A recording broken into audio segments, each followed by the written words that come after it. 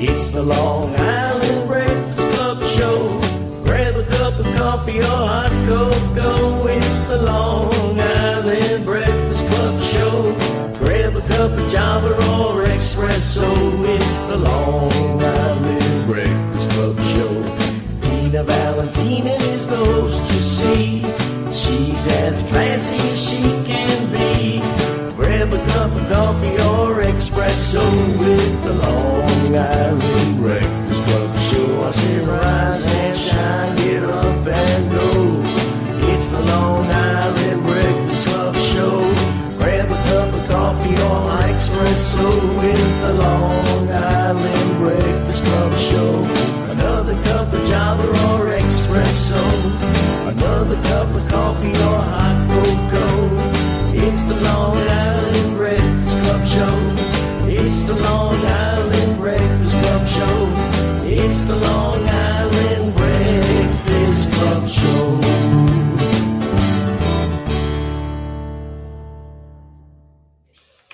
Well, good afternoon, everybody. It's Thursday, only today is Thanksgiving on the Long Island Breakfast Club show. If you notice, we have a lot of Thanksgiving stuff on our table. And we have two bookends today, Stephanie and Bill.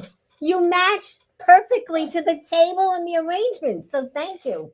Thank you for coming.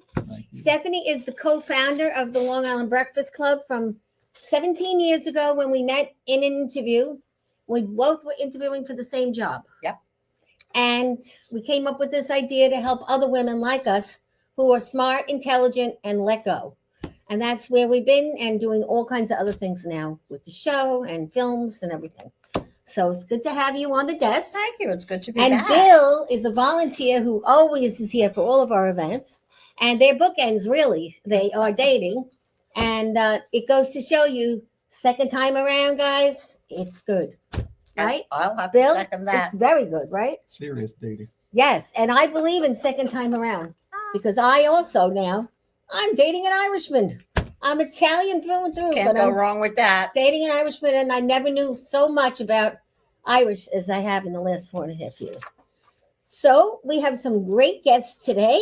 We have CHRISTINA MASSA. Where are you, CHRISTINA? Hi, Hello. thank you for coming and being on the show. We're going to Thank be you. all about the great things you're doing. And we have JSLOTA, a Paisan from New Hello. Jersey, a book author.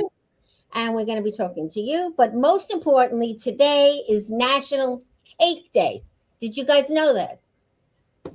No. Yes? No? No. Well, on the club and the show, we always eat. So we have National Cake here. All right, everybody's going to have a piece. It's chocolate crumb from Entenmann's. Because I don't bake anymore. Over 50, you don't bake anymore. You do. Sometimes. Stephanie Let's cooks not a get lot. crazy. I passed the baton of cooking to my daughter. I don't cook anymore. That was after I lost my job at 50. That's it. You don't do anything anymore that you used to do. You change. So, but it's going to be a great show. So we're going to start first with Christine. And how did I meet you? On Facebook? I'm trying to remember. I called you.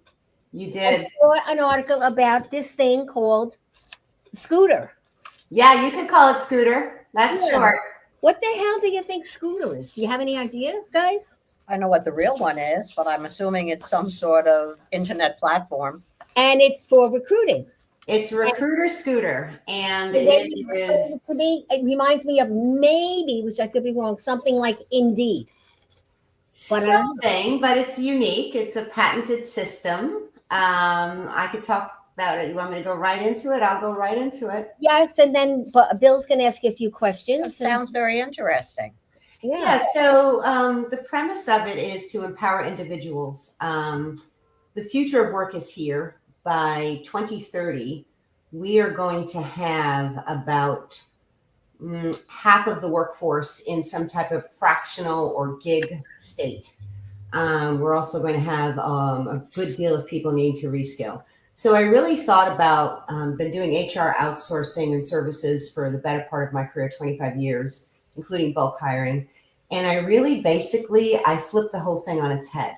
So it's a universal app. that empowers the individual. So you have your background check done up front, which goes with you. So it's on wheels, it's agile, it keeps moving. The Air Hire app that I built with a team is, in essence, going on there, running your own background check, and then releasing it to an employer upon a conditional job offer.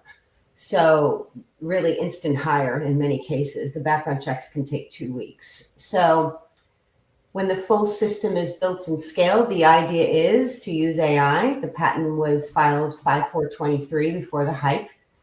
I saw the different generations coming together. I saw post-pandemic. I saw speed to hire management, mattering. It always does. But I also saw the people needing to reskill because of AI itself. And of course, the gig and the fractional. So what the system does, why it's unique, it's, the current applicant tracking systems that employers use today, large or small, even smaller employers will use those, are linear. This invention learns about the person, or we can call it recursive. So if you're rejected from a job, which 75% of applicants today are ghosted, they're stressed, really stressed. Looking for a job is not fun, even if you're already employed, but for the unemployed, it is very stressful. It impacts mental health, emotional, financial well-being, and the system will not ghost you. You get to choose your preferences. You have empathetic responses. So it uses AI to do that. And also, if you are rejected from a job, it learns why, and you just keep looping and going until you land. So really looking forward to getting this scaled and having some conversations around licensing the patent as well. I have 5 others pending. It's very exciting. Where we are with AI is, we can liken it to the .com. There is a bubble. I think we all know a lot of its height. This supports the notion of ethical AI, human first AI. And we need to augment humans, not automate them. So bigger than just getting the job placement. And I'm excited to say the Common App also supports people through other things, right? So think about anywhere where digital identity, agency, dignity is needed, life events, housing, dating apps, volunteering. But we have to start with the job. That's where it all starts. So each, go ahead. So is there a fee to be on the recruiter scooter? Right now, we are giving it away free to individuals to go on there, run their background checks. Employers will have to pay for the background check. And then they can also run another one real time at a very discounted rate. So you'll get The idea. So you will get the person will come to you and you will get the background check. You'll put that money out. And then when they do get an interview with an employer, then the employer or potential employer will then pay you for the background check that you've already done. Right now, it's a free trial offer. So we are working with a background check company to do that. And in time, the individual would pay for it, a very small fee, and then the employer would then purchase it. The real beauty, though, of the system and method, though, is the bigger picture. So the Air Hire app that's built right now, think about going into a job fair. Thousands go into a job fair. You're meeting with different employers. With it right on your app, on your phone, you can get hired instantly. It's QR code, and that's it. I'll see you Monday. That's interesting. Yeah, That doesn't happen too often. No. Yeah, and with today's shifting workforce, we need that. We need speed to hire. Employers need that. I often say you can't sell the goods if you can't stock the shelves. You can't stock the shelves if you don't have the people. We need people. Even in a digital world, we've been a digital world for 25 years. Clearly, AI is changing things, but we need to speed to hire matters and qualified candidates. You cannot release the background check, though, without a conditional job offer. But we have to think big picture, guys. We have to really think about systems learning from people. The app that I built, which is the Air Hire patent application, is the simplified version of that. We've got to get this scaled. And I'm talking with some of our local DOL workforce entities. I've been working with them for a while. They want this scaled quickly, right? So how long is it going to take you to, get To this? scale it, well, licensing it to a large entity, it could get scaled immediately, right? Oh, so a big organization. You need a big organization. And when we think about the big picture and what the Common App can do, we have to think about scale, right? You need the people and you need the entities. So, and it's really a movement. It's a transformation. It's looking at things differently. Right now, it's not about the person. I flipped everything on its head. And now where we're going with AI and the need for digital transparency, it's more important than ever. We have deep fakes out there. We have people posing to be others. People are getting so desperate right now with these ATS systems. When they're doing their job applications, they're actually rigging their own resumes and writing code saying, put me to the top. Jeez. And, one could turn around and say, well, that's not really ethical, but they're getting desperate. And the employers are struggling to find qualified candidates as well. So speed to hire does benefit all. Time is money. And stress reduction. I really did invent this to help people and to reduce stress. It's right there in the patent. I just saw the youth. We have Gen Z right now is feeling lost. They're entering the workforce. Many of them want to go into the trade labor, right? They don't necessarily want to go to college, and that's okay. But if you think about all of those certifications riding with you in your Common App, right? And many of them can get validated publicly with API systems, letters of recommendation, authenticity. We need to support people, and we need to build systems that put people first, dignity. We don't want to reduce people to data sets. So it's people first. That's the invention. That's the bigger picture. Christina, how did you first apply AI to your business? How do I what? How did you first apply it to your business? I mean, AI is a broad term. So my version of AI, when it's scaled, right now I built the air hire component, is human first. So it learns about the person. So think of a network storing data about the person. And I use this term, recursive in nature. So it learns from outcomes. Can use the chatbots, of course, but it's learning from outcomes. It's a bit of a different version of AI that people think of today when they think of AI and automating people. It's not. So is this like, are you in competition with AI? No, this will use AI. Okay.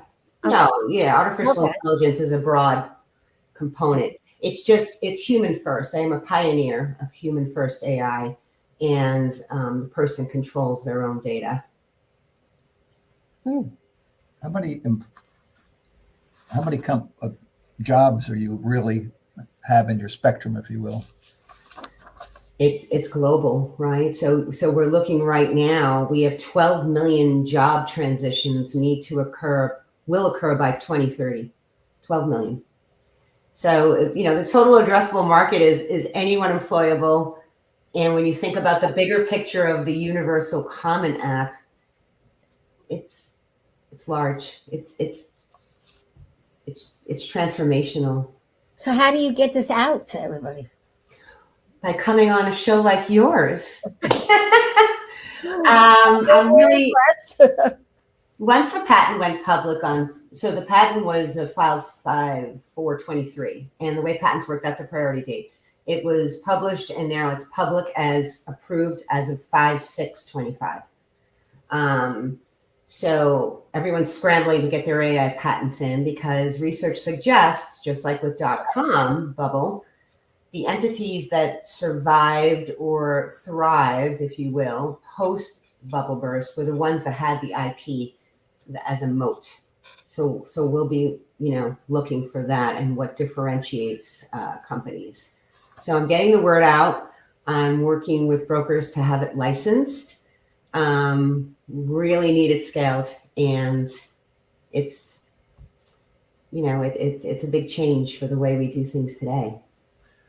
How does your version of AI differ from the ones we've seen so far publicized?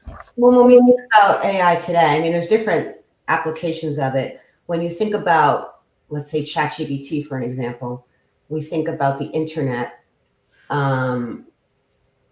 Some versions of AI, and I love ChatGPT. I love all of the, I talk to my AIs and I have it talk to each other. It's so much fun.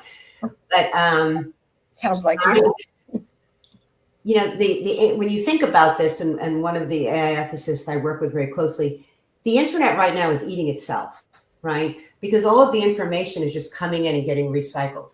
We're seeing a lot of mediocrity out there with the AIs.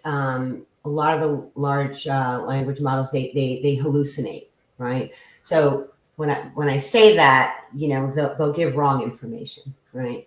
Mine's human first. It's about the person, and they have the agency with it.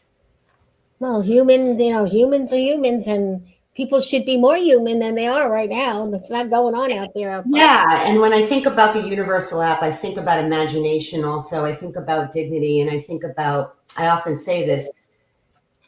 It's not that I used AI against itself with my version of AI, but there's only one you, right? There's only one me. We are each one of a kind. And if everyone's thinking the same, then nobody's thinking, right? So we have to, especially for the youth and the education system, critical thinking matters more than ever right now. And So what do you think of all this, Joe? Are you a tech head? Oh yeah, I'm listening to what she's saying, and frankly, I'm impressed at the approach.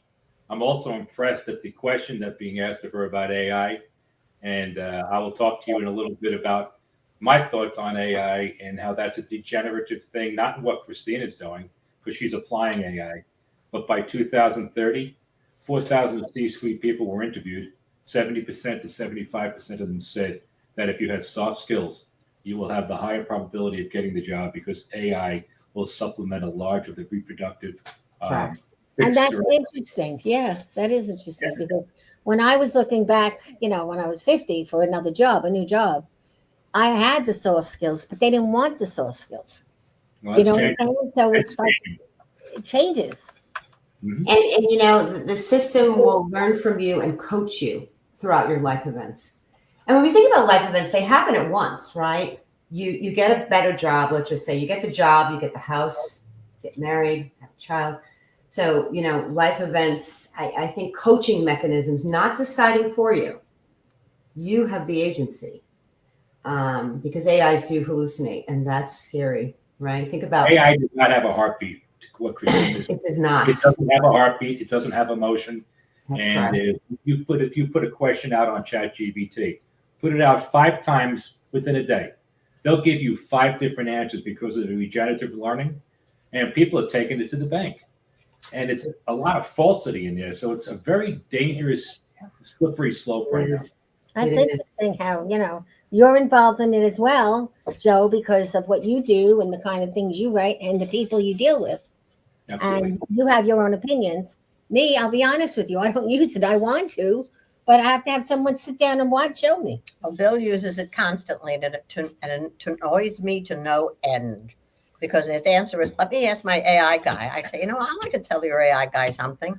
It's an I like that. I'm sorry, go ahead, Christina, after you.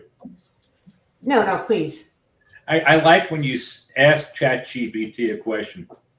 Mm-hmm. And what Chat will do, it'll come back and you'll say, well, wait a second, that's not right what you just said. Oh, Right. I'm sorry. Let me do it this way.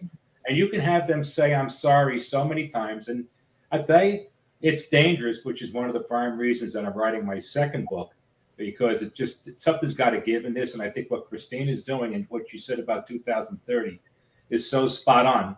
And I think by that time, I'm hoping that her platform is so mature where it takes a lot of this remedial stuff and puts the human back in the seat, which that's the thing I really took out of what you said, Christina. Thank you. And I feel when you promote AI appropriately, responsibly, and ethically, you promote more time for human touch where it's needed most. We talked about the soft skills. Imagine the AI job matching, being done right, coaching the person as they go. I say it all the time, never rejected, only redirected. And back to you, Valentina, about think about, there was a famous Katie Couric during when the internet was invented, if you will. Famous Katie Couric YouTube video floating around when they said, what is www? What is the World Wide Web? Yeah. So it's here, right? And back to what you were saying, Joe, about the questions. It's all, you have to ask the right questions. Right. You have to put the right prompts in. And we need to really put the guardrails in, and making it human first, it does that. It's, you know, I'm not going to be filtered out of an ATS system, and it benefits the employers. You have people To ask. Yeah. What, Phil has his list of questions, always prepared. Give us a little hint, your background. What brought you to this point where you're doing this? Great question. I spent the better part of my career. I have 25 years of HR services and HR process outsourcing. So a majority of that was spent on employer-sponsored benefits, so healthcare benefits. I'm big with compliance. You know, we rolled out the Affordable Care Act, and also bulk hiring and recruiting. So I was able, you know, I'm a believer, you know, the visionary solutions, right, are seen at the intersection of hindsight, insight, and foresight. So I kind of had it all coming together. Looked at the youth. I looked at my own background and understanding the way things go, understanding top-down initiatives versus bottom-up. And I understand human resources. And of course, we're going to be using AI in it, but let's talk about the word human, because we need to help humans. They matter. that's true. Yeah, so that's my background. And I've always done innovation as well as part of those services that I provide my employers. Now, going back to when you were in human resources, just a quick question, you know, did you actually interview people or did your staff? So when I was in human resources, I represented a pooling of some of the largest employers in the world globally. So we were in the HR services sector. So think about large employers hiring us to do their benefits administration. Okay, so yeah. So, but we did hire, because if you think of annual open enrollment, we used to hire, I think it was 1,400 people a year. Not like Amazon with 1 million, but it was seasonal. So in and out. we only had so much time to interview, and the background checks took so long, and then we'd lose them in the pipeline because they found other work, right? So you had to come up with creative ways. So that's why I thought, gosh, I have my own invention, because we would have to upstaff to just get a certain number to hit our number, right? So back in 2017, when the .com was laying off a lot of people in the tech world, you know, basically the people like Stephanie and myself that were trying to get back in because of our age, and we were interviewed by children, it could have been our grandchildren, we couldn't get work. And that's why this whole Breakfast Club started 17 years ago. And you know, you're finding a lot of people doing that now. You know, I talked about the fractional employment, solopreneurship. If you can kind of think about that, not in terms of running a startup, but like pods of people with certain skill sets. Yeah, we call what we do gigs. What we're not. Well, yeah, I mean, people always think, here and there. They think of Uber when they think of gig, right? But it's really fractional, right? And again, it's people bouncing around. So if you're bouncing around or riding on a scooter, if you will, you're agile, you're mobile, you keep moving forward. It's true. I've grown, you've grown since the loss. I mean, it just happens because. And the volunteering, which you said is good, is also a very good way to land a job. And I tell that to people all the time. But the kids, I call them kids. They're not kids, but the kids to me, they don't want to do anything. They just want the check and spend the money. I think, you know, I think that the Gen Z, I do think they're getting a bad rap. I think they need systems. When you think about the Gen Z, right, they grew up on algorithms, right? All the stuff's coming to them. You think about social media in general. If they had the agency, right, they need hope right now. That's what they need. Because some research suggests, and I hate to say this aloud, that they may be the first generation that is not better off than the one that preceded them. Yeah. And we need to do something about that. Questions? Think of one. Well, I'm telling you, I think what your idea is great. Like I told you, we may be able to coexist with something here and there. And I'm excited. yeah, I mean, and where do you live? On Long Island, right? I live on Long Island, yes. Long Island's the place to be. It's They say where it's that at. people from Queens are going to come to Long Island now. What do you think, Joe? You think they are? Don't get me started. That's a loaded question. I think they're going anywhere but the 5 boroughs right now. Oh, God. I did grow up in Queens, so I will say a big shout out to that. But yeah, Long Island strong. Yeah, well, I'm very Long Islander, so are you. But I don't even drive in Queens because it's too scary. It's too dangerous. I take the car because I like to go to the city, but not as much as I used to. Yeah, we don't go as much either. So, well, we're going to chat a little bit with Joe, and then we're going to come back, and we're all going to talk to each other. Wonderful. So, Joe, hi, Zon. See, I told you we were going to be friends from the beginning. I can't believe how much you look like my mother still when I look at you. I'm going to send you a picture of her 40 years Okay. ago. And the poor guy, I actually texted him at midnight. Most of my clients know that I stay up late. And he My wife answered knows. right away. I'm like, oh, at least he's awake. My wife goes, "Who's that?" I said, "My girlfriend. Don't worry, I'm still married." So I'm looking at your book, and it's like From Jersey City to Global Boardrooms, Lessons, Leadership, Mentorship. You know, from the streets to global seats. For me, that feels like, you know, you've been there, done it, and then some. So let's talk about the book. A hybrid memoir of leadership, legacy, and balance. That's a lot to talk about, don't you think? Covers a lot of ground. So why don't you Sure. explain what your thought process was as to why you decided to write this book? I'm the product of about less than 20 people who I call the special forces of leadership, who have guided me throughout my life. And coming out of Jersey City, New Jersey, it's a very tough environment. I was from a tough neighborhood, very much a neighborhood where there was a sign in Italy that said "This way to Jersey City," and it was an old Italian neighborhood. I loved it. It taught me so many things: how to read people, how to read the streets, how to be human, how to be caring. And the difference was my World War II father, who was my lead guardian of all time, God rest his soul. He led the communications efforts for the ending of World War II, reported it to Dwight Eisenhower, and I have his award sitting right here and behind me, which he received on the same stage at the same time from President Roosevelt. And he was at the meeting of the Big Three in Yalta. So my father didn't talk much about this. I found out most of this after he passed. Really? Yeah. And he was a master carpenter, my dad. And I say in my book that he used sandpaper for 2 purposes. One of the purposes was to make his projects come out perfect. And another one was to make sure he kept me sanded at the seams. And I could have gone many different ways. I could have gone the drug way. I could have gone the crime way. And the way he kept me away from it was by talking with me, never raised his voice, and by guiding me from the fashion of every day I had to do 4 hours a day. And at the bottom of my book, I have a typewriter, mathematics, music for piano, and reading for a book. And each day before he left for work, I had to make sure I did an hour each of those. And he returned back. I hated every second of it. And I didn't understand why. I sort of understood all 3 of the 4, but I never understood the typewriter. My father was such a visionary, and I found this out after he passed away. He kept on saying to me throughout my life, "You're lucky you're here.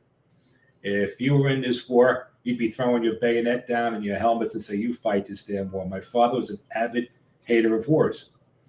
And what I found out was that when he was in boot camp, they asked him, they asked people in the barracks who can type. And my father was a speed typist. And somebody said, "JSLOTA can type. He can make the carriage burn." And within 3 weeks, he was learning code on his way to Cairo. And it was history because he never talked about it, but his whole barracks got killed in the Normandy invasion. So all this guardianship, which I call Porch University, it's 2 books in one. And I was going to decouple it and separate the book, but I decided not to because the memoir portion, which is the first half of the book, talks about all these human skills, all these high probability I could have not succeeded, but success for me wasn't defined by being this top dog in a company. It wasn't defined by being rich and having all this money. That was nonsense. For me, it was defined never hurting my parents, never hurting people that I know and love. Even if I didn't know you, I couldn't hurt you, even though I had the skills to. And the last thing was I knew that I wanted to meet somebody and fall in love and just be that traditionalist family man, which I was able to do, which is my greatest success. But also, I happened to make it to the global seats. I mean, I've been globally on. I worked for the largest companies and largest firm in the world. I've advised. I've sat in boardrooms. I looked at all the nonsense going on in the boardrooms, but I was able, like that, to read what was going on by reading body language, tone, and how people just interacted with each other. So, again, I put the both together. It's a hybrid, as I said, 2 books in one. The memoir's there, and I didn't separate it because the blueprints or the case studies, which are real global case studies, each one of them, there's 10 with subs of about 2 or 3 under each one, is a different theme of what actually happened. And what I do is I say, what are the outcomes? What went right? What could I have done wrong, better? And more importantly is it refers back to the memoir. What chapters of my memoir did I learn how to do these things that I did successfully? And I actually take the reader right back to the chapters so that they can read what either I was taught by my father, what I was taught by my piano teacher, you name it. So that's how I put it all together. And I guess the last thing to answer without being windy is that anybody who reads this book, you don't have to come from Jersey City. You could be from Long Island. You could be from Vasto, Italy. You could be from Russia. It's adaptable because I ask provocative questions at the back that asks the individuals who are reading it, what would you have done in this kind of a situation, et cetera, et cetera. So that's how it all came to be, from the streets, Jersey City, to global seats, the career, and everything in between, my family. So you want everybody to read your book and actually think about things and think about their reaction to them and what they would do, and maybe it will give them some insight into their own lives and the decisions that they made, or maybe they didn't do, or now moving forward, an opportunity that they see that they might have missed. It's a very insightful statement, and I'll tell you why. I struggled on making sure you don't have to be from Jersey City, in this case, to be able to adapt this to yourself. And to your point, I said the only way I kept it generic yet specific. The generic aspect of it was the cases had themes. I opened up with the theme of the blueprint. And then when I got into the blueprints themselves, that was very specific. But I'll give you a case in point. I just posted about an hour and a half ago. A very good friend of mine just received an award for the New Jersey Boxing Hall of Fame. John came from my neighborhood. We're both from Jersey City. And John posted my book saying, here's another guy from the hood, and look at how he made it. And I said, but here's another guy, and look how he made it. So we had the same common platform.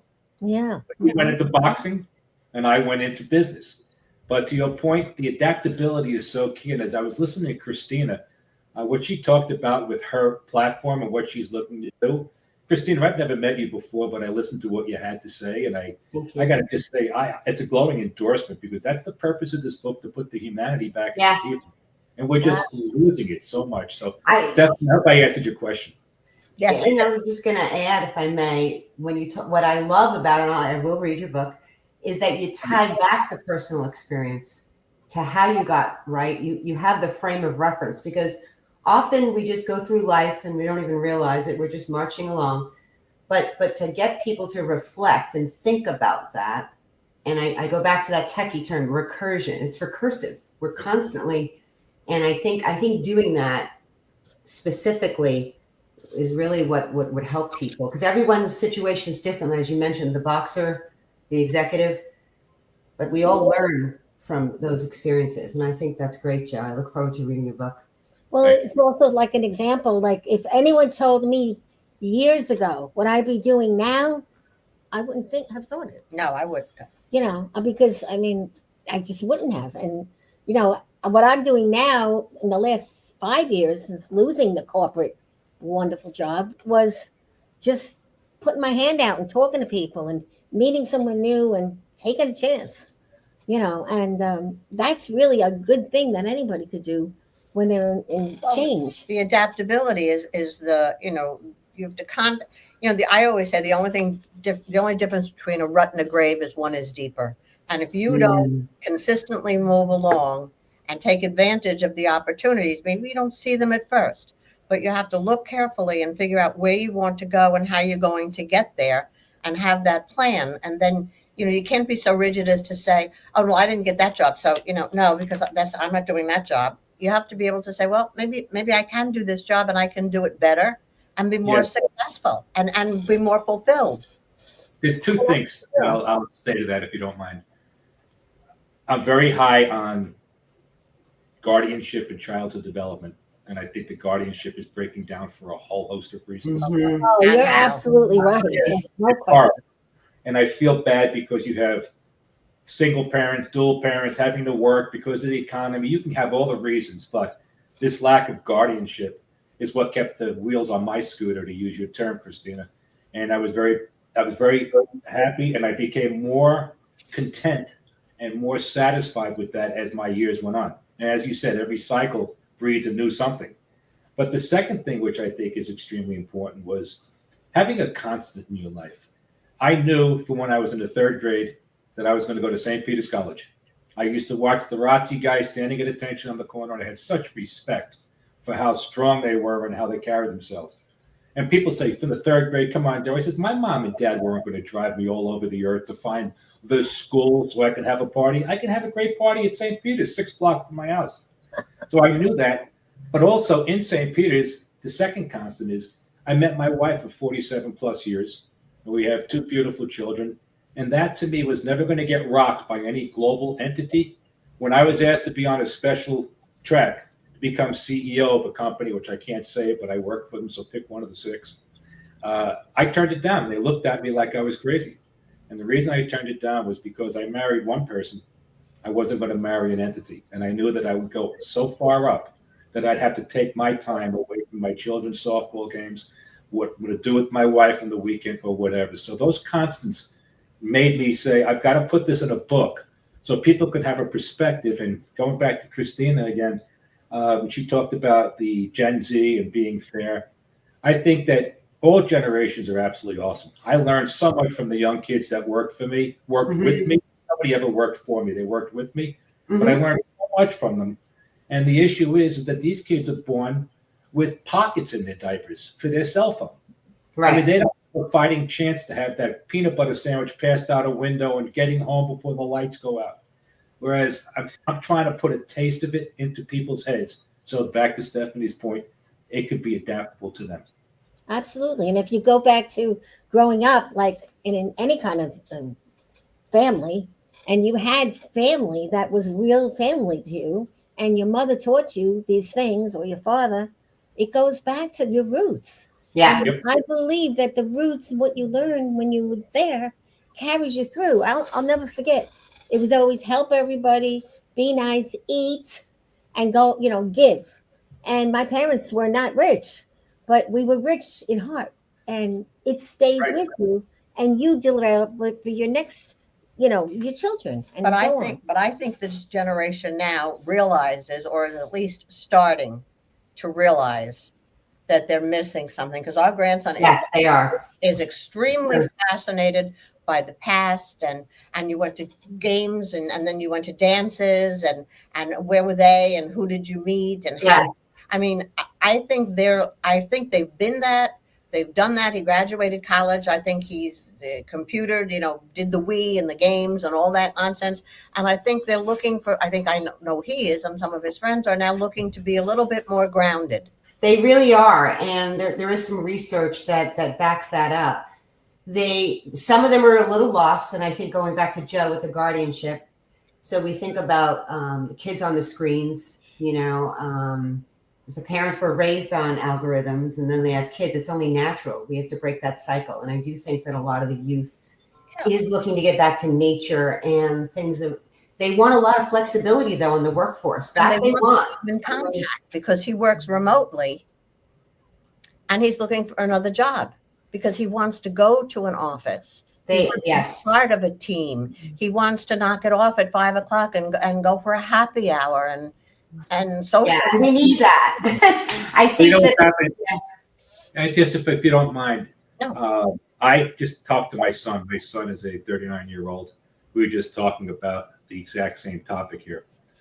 I think that the instantaneous gratification, the lack of social skills, the computers, the click and instant like that, dug these younger generation folks, not to knock them, it's dug them so deep in a hole that they don't know what it's like outside of the hole. Now, Yes. we're at an impasse. We're either going to, that's another reason I wrote the book. We're either going to help these kids realize what we've all gone through, which we're not saying we're better or we're worse. We're just saying it's the human factor.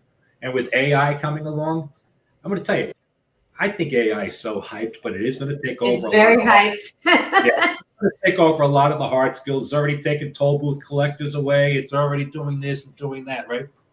And if we don't put this into these younger folks' heads now, what's going to wind up happening? An erosion in 20 to 30 years, it's already occurred with social media anxiety disorder. You go to a 6-person table for the restaurant, everybody's on their cell phones. Why go to the restaurant to eat together? If AI is going to come along, wipe out these hard skills, wipe out these reproducing type of skills, repetitive skills, and then what's going to happen? We're not going to be able to pull anybody out because it's too far gone. That's why AI scares the hell out of me. Well, yeah, and I think with any new technology, right? I was talking to an individual, he's a retired CIO, and he was saying, I asked him, do you think the internet was a bigger invention or bigger innovation than AI? You think about the internet, it touched everything, right? I think social media is another animal because of the algorithms and how they're built and designed and sort of making decisions for you that you didn't even know you wanted or had to make. We all know what that's about. I think that, I think you said something about, again, the guardianship, the family values, and a well-known digital evangelist that I know, he put up this post and it was a few words. You are not your job. That was his post. Because you had said, Joe, you celebrated a successful career. Your family came first because even yourself as a human, you are not your job. Now we need to work and we need to contribute to society. We need to get jobs, but there's much more to it. And I think when we think about AI in the aggregate, there is a lot of hype, and I could go on and on about that, but this isn't a financial conversation about capitalism. So we'll just put that aside, Joe. Okay. Where's your next book going to take us, Joe? I am actually writing a book. It's 95% done. The name of the book is The Uncoded Advantage. And what it talks about is you can't code social skills. You can't code humanity. And don't give me this nonsense about, excuse me, Christina, nothing to do with what you're saying because it has a place. So please don't take it wrong. But I'm tired of hearing the nonsense about the world's going to be nothing but technology and AI. So I think the uncoded advantage is my coding came from my guardianship, as I said, my upbringing from where I'm from. And you just can't code that. You can't make that happen. So, how do you adapt? How do you try to put as much as you can, Bill, into, maybe what you missed or what you don't know you missed, but you see in others who was your special forces of leadership that you respect and why. So hope that helps. How long did it take you to write the book, first book? 2 answers. It took me since 1976, which I started indexing. I started indexing in my mind all the things that we learned from Porch University. I call it in Jersey City, from my father, from my mom, from the streets.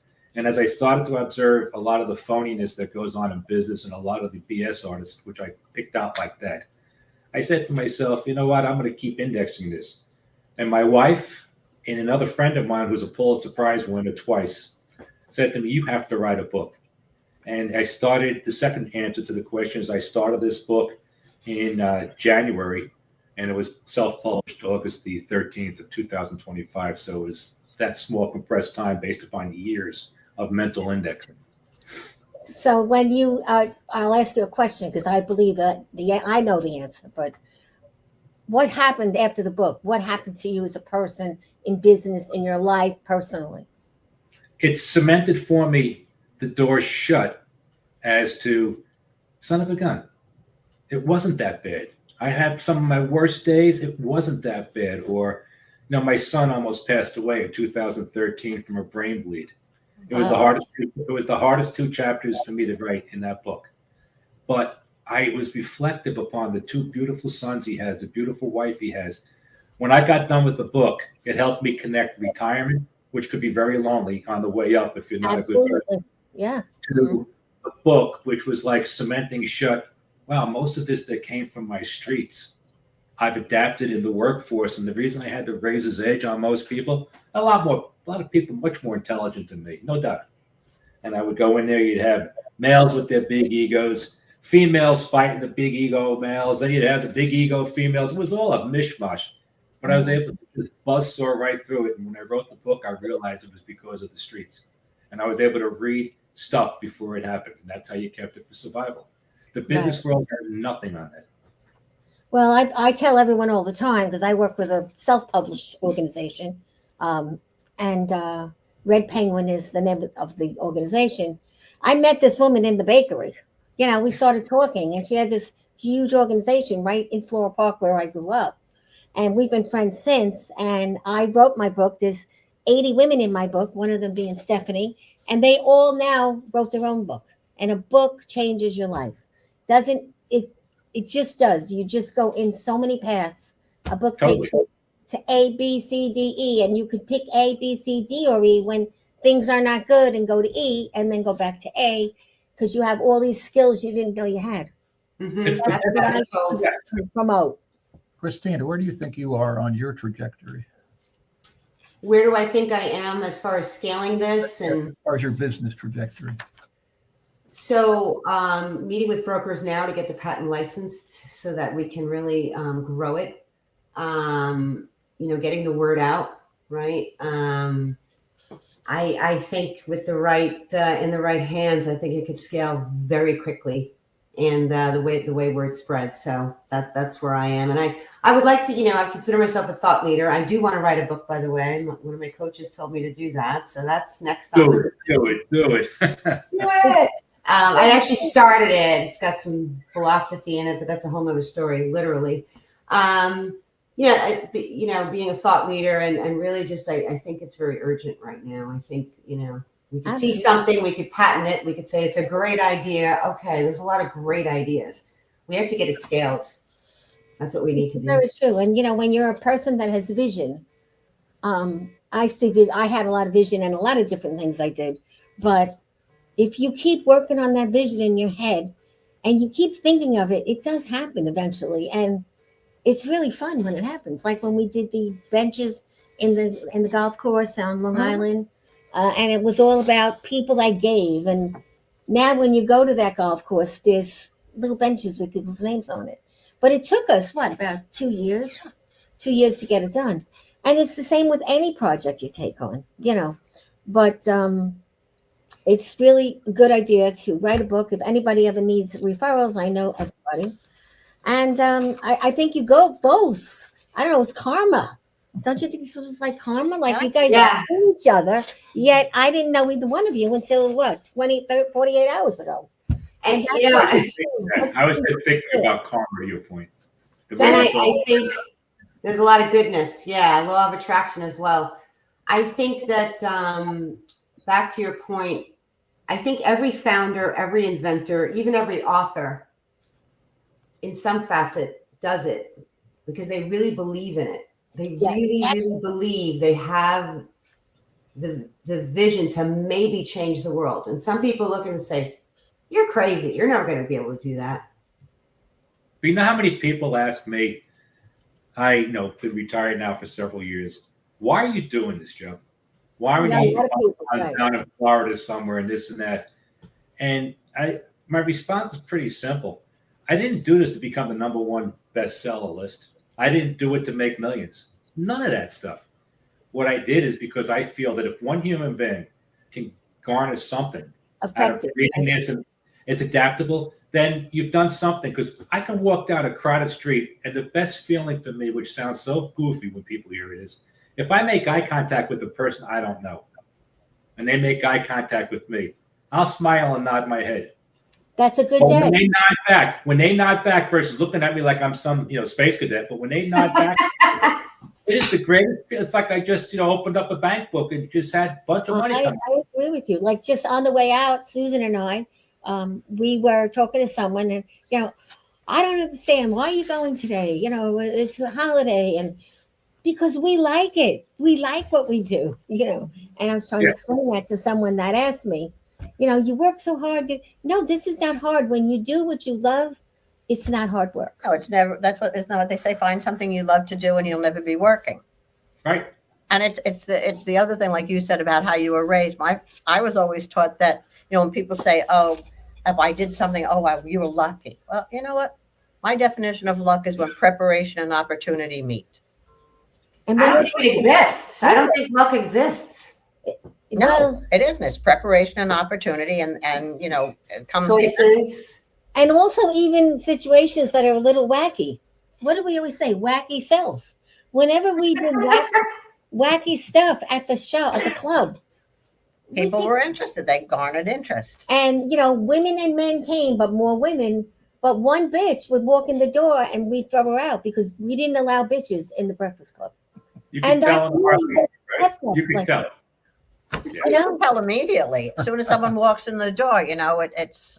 And if they are, you're definitely telling them because you're not direct at all, Valentina. There's nothing direct about you. Because I do believe one look and she's out of there. The truth sets you free.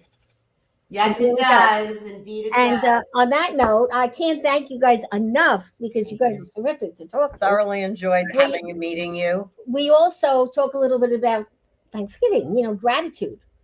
Gratitude is, now is the time to go to people and say, you are making a difference in my life, or, whatever. Talk to that person at McDonald's for a day and, buy her a cup of coffee instead of her giving you the coffee. And, go to someone that doesn't have much and do something sweet. You will realize that will make her whole holiday. I mean, I know you've done that. I've done that. Have you done that? Sure.